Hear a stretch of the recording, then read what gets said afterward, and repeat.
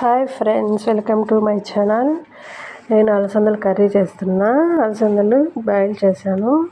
First బాండిల్ పెట్టి oil వేసాను. కరివేపాకు,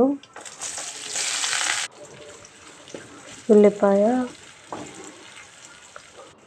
పోపు దినుసులు వేసాను.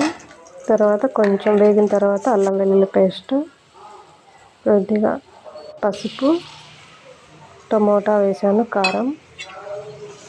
బాగా మెత్తగా ఉడికిన తర్వాత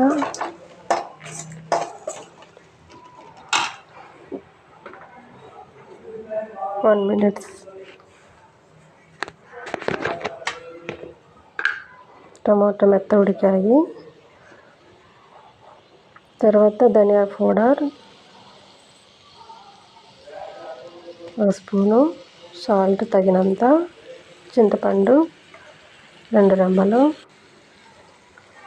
అలసందలు వేసి బాగా కలపాలి.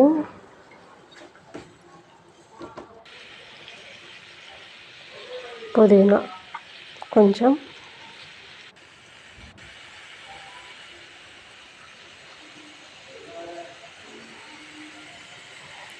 గరం మసాలా 1 స్పూను, వాటర్ తగినంత,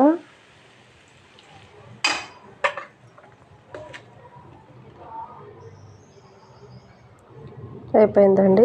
5 మినిట్స్ ఉడికించి దించేసాము. ఎంత కలర్ఫుల్గా ఉంది.